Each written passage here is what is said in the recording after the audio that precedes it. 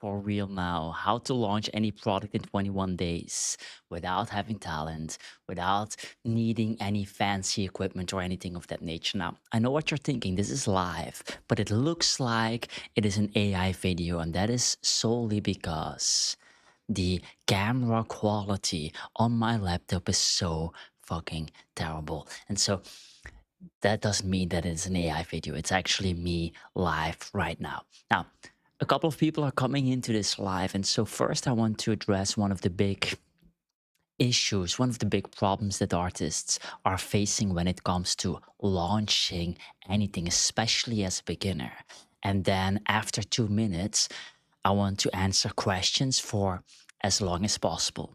16,000 days ideally. And so already put your questions in as I'm talking, and then we will address those questions in a minute if I get somehow the questions on the screen. I don't know. We'll figure that out.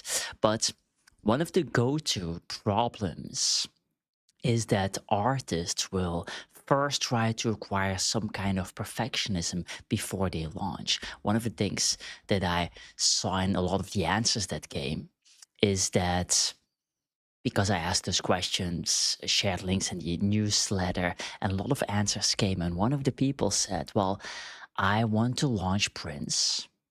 I want to launch a series of prints, but first I need to figure out which print on demand facility or which printing facility, which printers are the best printers, which companies should I be working with. And then once I figure that out, then I can launch my print series. Now, this is a mindset that is understandable. First, you want to be an expert. First, you want to figure it out. First, you want to have everything lined up. And then you will do this thing that you want to do. Now, in reality, however, this is the wrong mindset.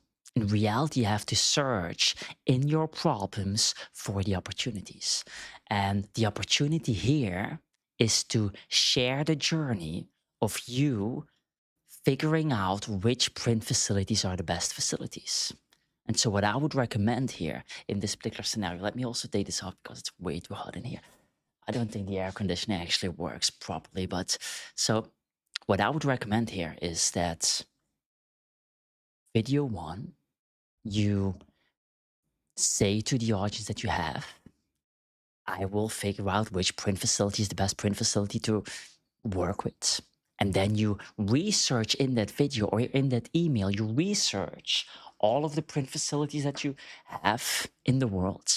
And then you share your wisdom with the audience. What are you doing there? You are showing that you are putting a lot of effort in, showing that you are researching the best possible things for your launch, for your products that are coming. You are also telegraphing to the people that there are, in fact, products that are coming without sounding salesy, without saying, hey, I'm going to sell this thing 16 months from now or sell this thing 20 days from now. You're not saying this. You're just making a video, hey, I'm working on this project and I need to do this research. Then in your second video, you order a lot of prints from all of those facilities and you review all of those prints and you share your review with the audience and you ask them, hey, which print do you think is the best print? Which paper do you think is the best paper?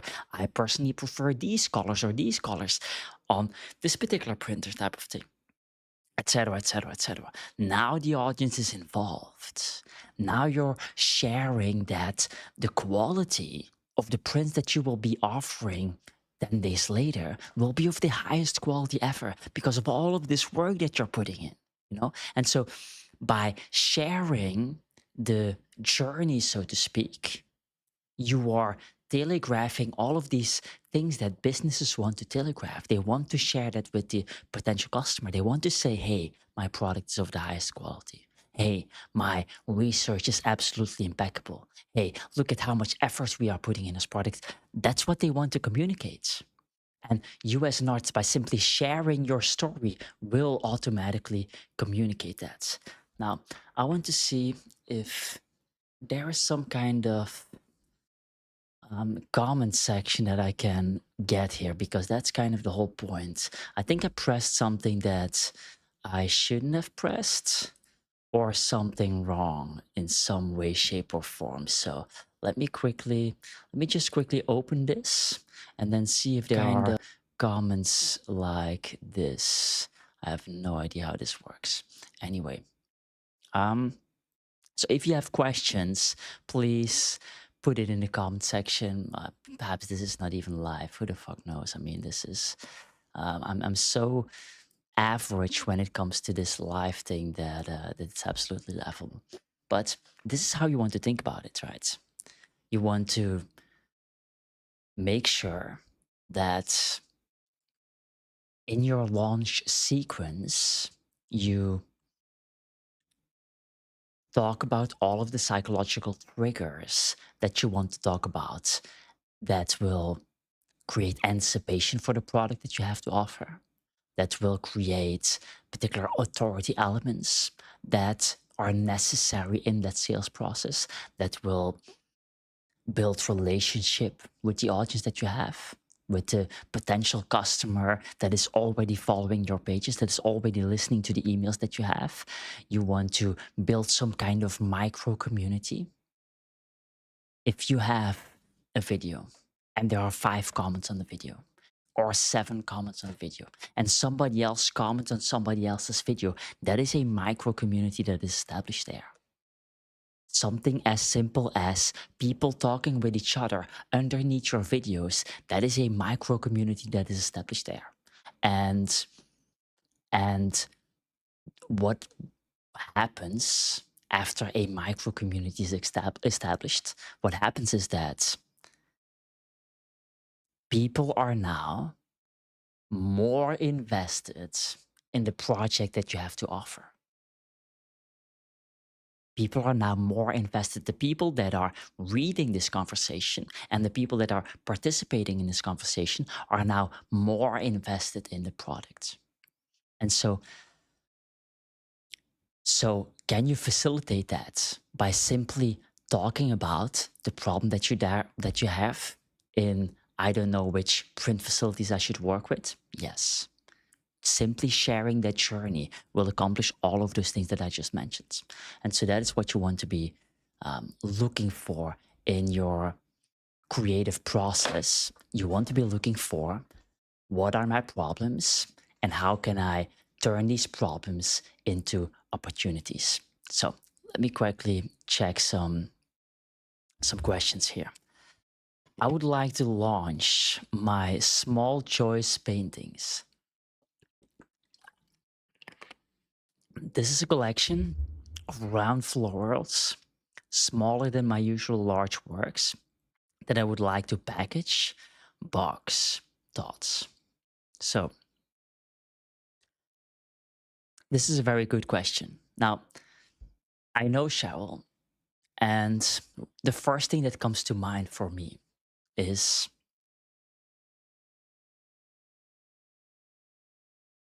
well, let me tell you a story first. Let's put a little story in here, right?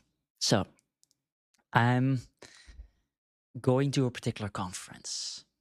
And in this particular conference, I want to go towards one specific workshop. This is the reason I go to this conference in the first place. And I put an alarm clock so that I definitely don't miss that workshop. And what happens? The alarm clock doesn't go off. I'm off like I don't know, like 2 minutes late or something. And I arrive at this workshop and what do I see? I see 50 people lined up that cannot enter the workshop anymore. And now I'm pissed off. I'm complaining in my head, like, why are you like such an unorganized mind, Chris? Now you're missing the whole workshop. This is stupid. And as I'm complaining, I look at the left and I see a badge that is laying on the table. And so what do? I take the badge because it looks professional.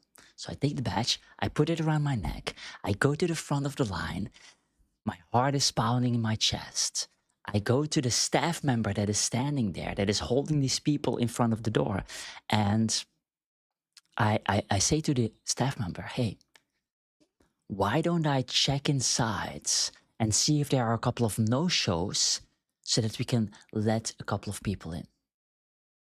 Now, at this moment, I'm terrified.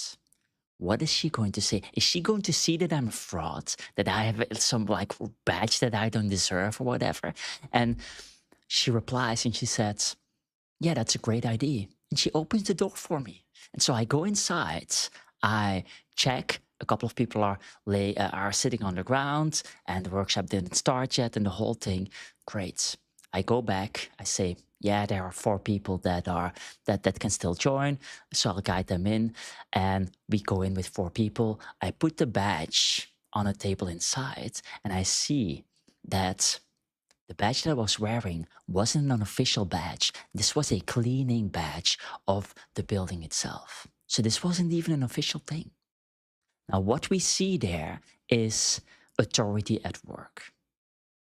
What we see there is that with an extremely small amount of authority, you can guide everybody that is involved in a particular event. From the staff members that have way more authority than you, all the way to the people that are standing in line. Everybody was just listening to me. I had no credentials. And so this is the power of authority. Whenever you launch something, whether it is a floral painting or any other product, you want to establish that authority. Now, I personally know that Cheryl is a painter that has done a lot of like floral type of paintings. In fact, she has made hundreds of sketches slash paintings on water lilies, with 100 plus paintings on water lilies. I mean, that's an insane amount of paintings. I also know for a fact that she doesn't really share that enough with her audience. I know for a fact that the far majority of people that are watching her channel don't even know that she has that much experience when it comes to water lilies. And so for her, what I would say is when you are launching this, you have to make sure that people know your authority. That they know how established in that particular thing you actually are. By sharing with them, hey, I made 172 floral paintings, specifically water lily, specifically this, and now I'm going to challenge myself with smaller paintings. This is a little bit less than what I normally do, and etc., etc., etc. And so in this launch process, you're sharing the story of how you are challenging yourself while adding authority to the whole equation. And so that is what I would definitely try to incorporate here, so that you convey, like, how many times should you actually share the authority that you have as a human being? How many times should you share that? 100 times? 200 times? 300 times? If you are not getting replies from people that say, hey, I think you've shared it enough now, I get it, and you get many of those replies, then you haven't shared it enough. You haven't shared it enough. And I bet that she probably shared this 2, 3, 4 times max with the audience. That's not enough. You want to share that much more. You want to, you want to really nail down the authority element in your launch. Now, let's go to the next question.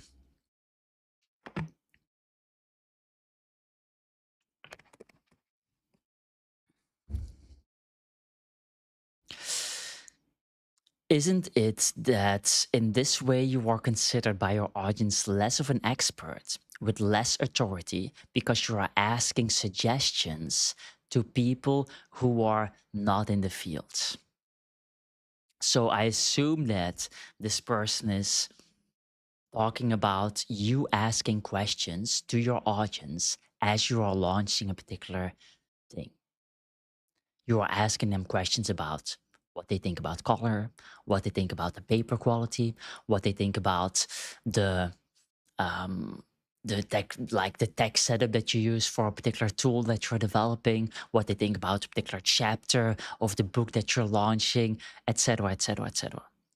Do you come over as less of an expert? Well, it depends on how you ask the question. If you ask the question, hey, I don't know anything about colors and I need help with colors. Can you please help me? Sure, you will come over as less of an expert, of course. But if you phrase it in a way that opens up the community, opens up discourse, opens up sharing thoughts, opens up communication, then why would you be less of an expert? Why would you be less of an expert? Now, you you're just opening the conversation. And when I say that you ask in order to open that community, or in order to open the dialogue and have those micro commitments, you can just also ask things that have no potential impact on your expertise levels, right? You could, for example, say, hey, what do you prefer? What do you prefer? You're not asking for their expertise. You're not asking for their advice. You're asking for their subjective opinion on beauty in this particular case. Which title do you prefer? Which color composition do you prefer of these particular prints or these paintings? I have 7 paintings here. I'm going to make a particular series of prints, but I'm going to select 3. Which of these paintings gets your preference? You know, like this is not a, this is a market research, and people will understand that it is a market research. People will understand that you are in fact trying to figure out what your audience, your specific audience wants, so that you can then, with that enhanced knowledge, not only know which of your paintings are more likely to sell, which of your paintings should be put in a print because there's more demand for it. You also get information that you can then use on landing pages, on emails, in videos, in various ways, because you now know that this particular opinion resonates with the audience that you've established. I've shared on this channel probably more than 1,000 times the following sentence: whoever understands the collector best wins the game, because that's the only game that you're playing. It's all about understanding other humans. The more you understand about them by asking them questions and risking coming over as less of an expert, the more you understand about them, the more you will be able to speak to them and then serve them better. Do you have any advice on buying email lists? So that's a great question. In short, 2 things that I want to say about this. It depends on what you mean with buying. If you mean buying an email list from somebody else, or buying emails and then you sending emails to that list that you've bought, that is a terrible idea, because the email providers will flag that. If people haven't chosen to receive your emails, they will not open the emails. They will not read the emails. They will report the emails. They will unsubscribe from the emails because they don't want to get your emails. And so you might buy a list that is 10,000 long or 20,000 long or even 100,000 long. If people don't want to read your emails, it doesn't matter. If the open rate that you get afterwards is 4%, then it doesn't matter. It doesn't matter. Now, I understand why you want that. You want to buy an email list of 100,000 emails long because you're a beginner and you want to skip the line. You don't want to work for 7 years to build a 100,000 list. No, you just want to have instant access to a 100,000 list. Now that is possible. You can get that. So let me show you what I would actually do. This is not buying a list, but it has something to do with buying a list. This is called JV partnerships, joint venture partnerships. What you can do if you have 0 audience, so you have 0 followers, you have 0 subscribers on your email list, what you can do is go to, let's get an example here. Let's say you make floral paintings. You know, you do the Cheryl paintings, then you make floral paintings. What you could do is you could go to a floral email list of some floral company that sells, I don't know, flowers or something, and you can say to them, "Hey, I'm a professional painter. I've exhibited there and there and there. I've made hundreds of floral paintings in my life. People refer to me, whatever, you know, like you try to package it in a particular way and you say to them, I want to use your email lists and I want to sell something to your followers on your email list. Now, there are two options in this particular scenario. You either spend money to reach all of their floral people, or you do a joint venture where you don't spend any money, but you give them the majority of the cut. So you say to them, I do all of the work for you. I do all of the shipping. I do all of the customer support. I do all of the making of the product. I do literally everything. And you get 55% of the sale. And so now you can now this floral company can now make more money from their audience that they've already worked hard for in a way that doesn't compete with their own products, in a way that tackles a new problem, a new pain point in the audience that they've established. And they can get the majority of the profits or the majority of the revenue even, and they don't have to do any work for it. Just simply share it in their newsletter. That is what you can do. So now you didn't bought an email list, but you bought the ability to use it by giving a lot of a lot of the revenue to this particular company. These joint venture launches are extremely powerful.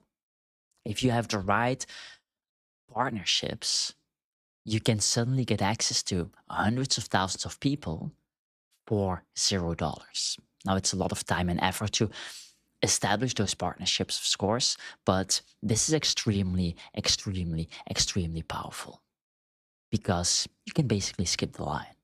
Now, the downside is that you will have to do that over and over and over for every single launch that you do. Whereas if you establish a list yourself, then you can reuse that list and keep on building on it. So there are positives and negatives, of course, but yeah, the joint venture strategy is an extremely powerful strategy that allows you to make extreme amounts of money without spending a single dollar, without having an audience, without having an ad budget, because again, you're just doing rev shares here, and very, very powerful.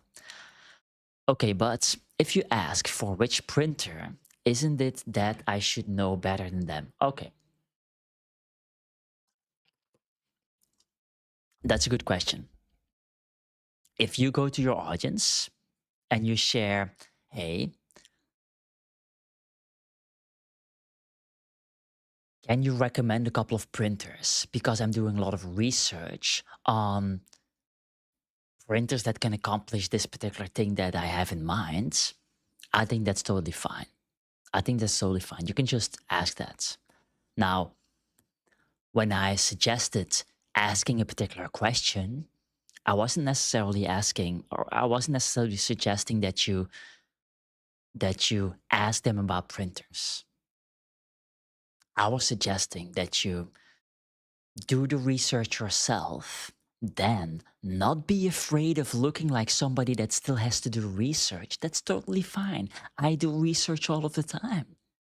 I do research all of the time. And so, what you then want to do is take a step back, show a little bit of humility to yourself, and share all of that research with your audience, because the research that you're doing is a gold mine. It shows that you are doing research. It shows that you are acquiring expertise. It shows that you are putting the effort in making sure that the product that you are going to sell is of the highest quality possible. These are all very positive things. So you add a little bit of humility to gain a little bit of brand and gain particular psychological triggers that just enhance the power of the launch. Effort heuristic matters. This is a psychological trigger that you are playing on here. Now, What I would really suggest is that after you share the research, you don't ask questions yet, and then you buy prints from the particular printing facilities, then ask the audience, hey, which of these do you like best? Which of these colors do you like best? And then in that question that you're asking, you can show expertise. You can talk about color composition. You can talk about what you see and what your opinion is. And in you sharing your own opinion, this can be a very high level expertise type of thing. So you can do both.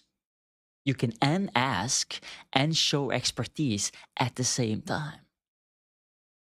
But don't shoot yourself in the foot and hide behind expertise as an excuse to not post and not share and not do the work in that pre-launch sequence. Next question. When starting out online, is it smarter to offer prints on your website or to provide coaching sessions instead, assuming you're kind of decent in your field, if you want to make money fast? So it depends. It really depends. I think coaching can work for a lot of people. I do believe there is a huge assumption in the marketplace where people think that coaching will get them a lot of money, and then they try it out and then they dramatically fail because the assumption is not necessarily correct. When it comes to coaching, what I would say is that if you want to make real money with coaching as a beginner, all the way in the beginning, you have to charge an extremely high amount of money, more than $3,000. Or like I would say $2,500 at that point you start. Because of the simple fact that your audience size is most likely, if you're asking this question, too small. And so then you have to come up with, or then you have to be a person that can charge that much, that can in fact charge that much. And so you have a series of packages. Like you say, 10 sessions, $2,500, something like that.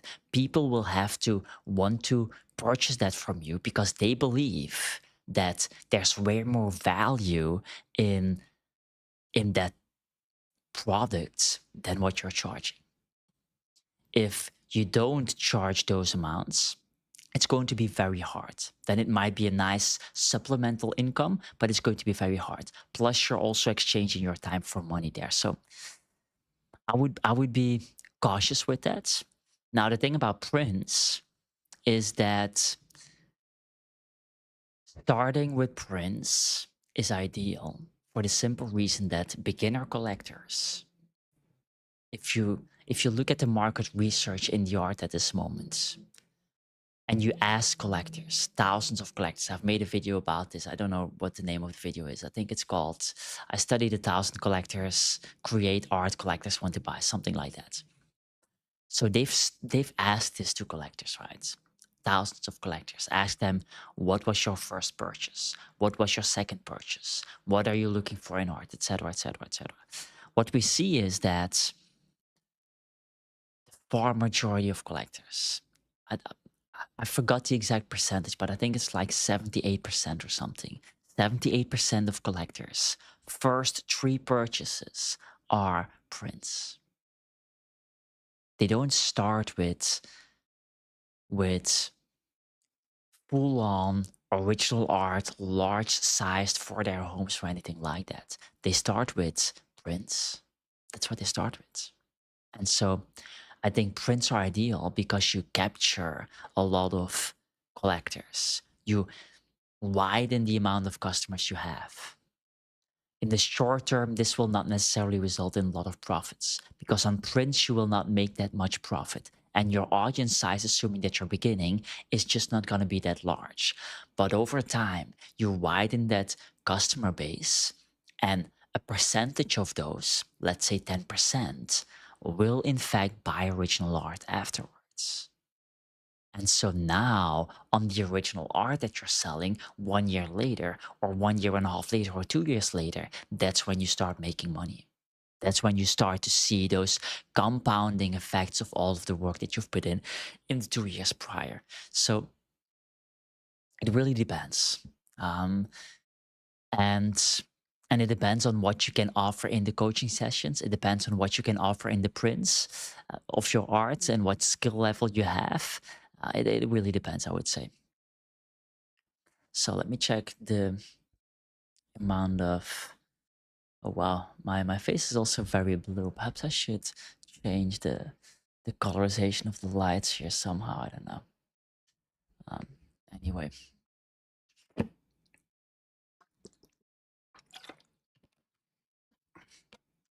but what I would also say about whole Prince vs coaching thing, you don't have to choose. You can just do both. Like people are somehow forgetting that they can just test things out in the marketplace. The better I become, the more money I make, the better everything in my business is going, the more I start to realize that doing is the most important thing. And that you can almost learn anything by doing yourself and learning from the feedback in the marketplace. If you want to know what specifically for you is going to be best, the best thing is to just test it out. You just offer coaching at a particular price point and offer prints at a particular price point and see what works best and see what you like most. See what you like most. Although in the end, we don't do this to bore ourselves out, but we do this to have a great time and to enjoy life, enjoy wherever we are in our journey. For some, that is all the way in the end, the last chapter of their life. They don't want to grind it out. Like if you're 67, you don't want to grind it out 12 hours a day. You just want to build a legacy, leave something behind, and potentially add a little bit of money to your retirement fund or whatever you have. And so that's okay. You have to enjoy whatever it is that you're doing there. And same goes for younger people. If you're 30 or 40, figuring out something that you enjoy will simply allow you to show more passion in the process, which obviously results in you learning faster and simply winning more over time, I would say. Um, Let me quickly refresh this page over here. So I'm not sure if there's going to be more questions. I don't even know. Like one of the things here, I'm now in Bali. It's probably 7:30 p.m. or something, 7:40. And in Europe, it's now 1:30. In America, the majority of people that are watching are living in America. It's somewhere like 6, 7 in the morning, 8 in the morning. So I don't actually expect too many people to be on this live stream. I can't see that for some reason, but yeah, I can't see that. So if there are no questions anymore, perhaps we should leave it at this.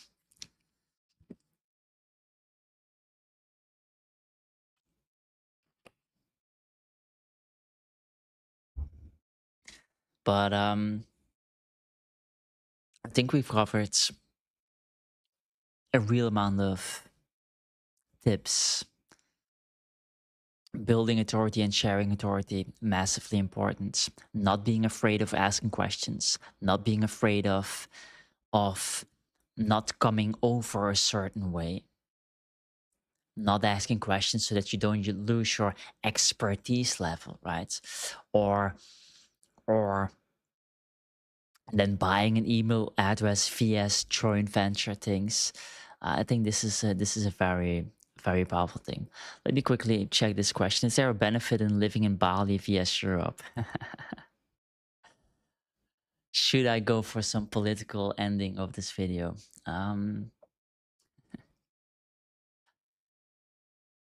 Is Europe falling apart?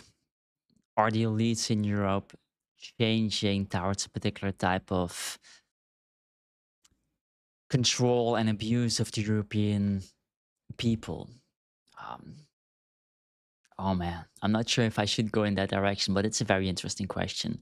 I believe that all great empires have timelines.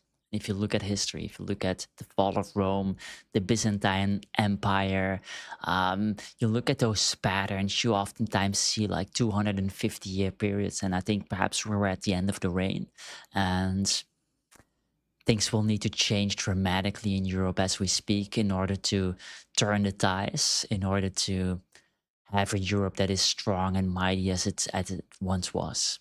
And I know that a lot of people with wealth, whether they are building wealth, building businesses, or already very, very wealthy, they are thinking about leaving. They don't want to go for the insane taxes anymore. They don't want to go for the insane lack of freedom of speech that we're experiencing in Europe. They don't want to go for those types of downhill vibes that we are seeing. And so a lot of people are thinking about leaving. A lot of people are thinking about other places. Now, I'm not living in Bali. I'm just here for a 3-month period. I've been here for 2 months now, but yeah, there are some benefits to, for example, Dubai or Tbilisi or Romania or other places where the taxes are simply way better than in Europe. For sure, I'm thinking about that. I'm thinking about how I should structure things to be able to build better businesses and provide more value because